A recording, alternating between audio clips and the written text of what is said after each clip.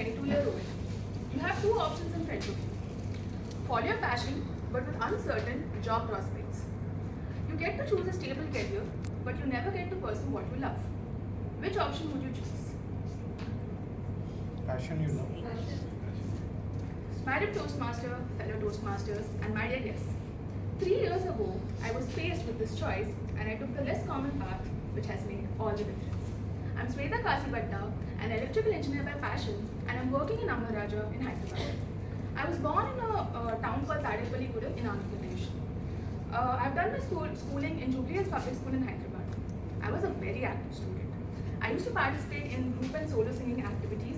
I used to be a part of the journalism club, and one of my other interests was public speaking. I used to audition my way through to be one of the speakers on stage, and one of that successful auditions led me being the female MC for the Independence Day celebrations in the year 2014. All these different interests had to come to an end when I had to sit and prepare for my 10th and 12th board exams. I was very overwhelmed when I was preparing for the JEE and the MSET. Nobody prepared me for that pressure, and even though I was a good student, I scored a 9.6 GPA and I was among the top 25, the pressure eventually got to me and I did not perform well in the major entrance exams. I had very limited options, and by the time I could actually take a decision, my parents decided that I would be attending PPRIT Hyderabad, a women's college in Bachpally. I was very disappointed in myself, and I didn't have any expectations for the future, but I decided to bite the bullet and go ahead with the college that I have. Now, when people speak of difficult engineering branches, electrical engineering tops the list. I was scared by my friends and family before I could even join the course. But now that I've been through it, I think I can break the bubble.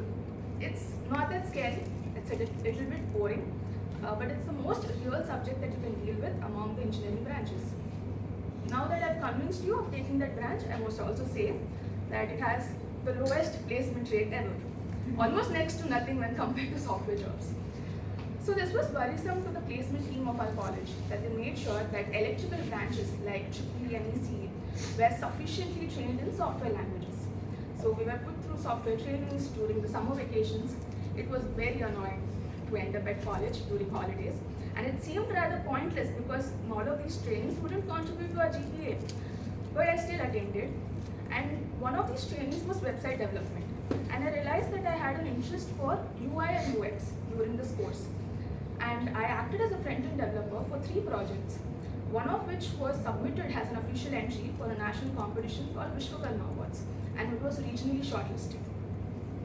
I was doing, again, a myriad of things like I used to do in school, and I completed 2 internships, one in board and one in IT.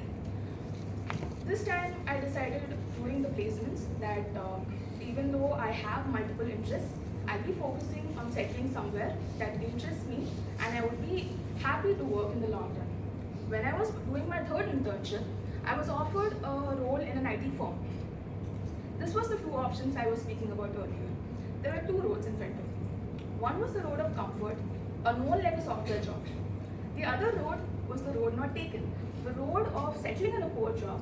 In fact, you don't know whether you will find an appropriate job that is suitable for a woman. After some deliberate thinking and some choices, I decided that I would be declining the IT job. Coding does spark me joy, but it's not something that I saw myself working in the long run. In the year 2021, I was almost graduating and did not have a job in hand. It was like one of the worst nightmares, but I decided that I was equipped with that pressure this time. I was equipped in handling that pressure this time, and I was attending different interviews, and I ended up being a project management trainee at Raja in the year 2021. And today, I'm working as a project engineer in the same department, executing transmission projects for public and private clients. And with my team of 5 people, we have completed 2 projects, one in Rajasthan and one in Maharashtra. And I don't know whether it's an achievement or not, but I'm the only one in a class of 75 to be placed in a core job instead of an IT.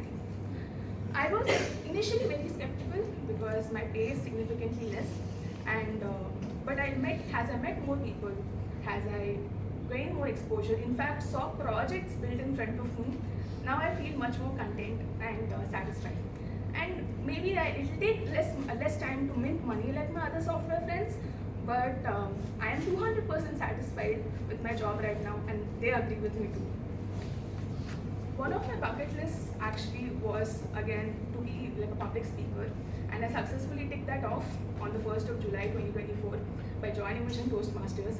I also plan on pursuing an MBA in operations management to be like an efficient project manager.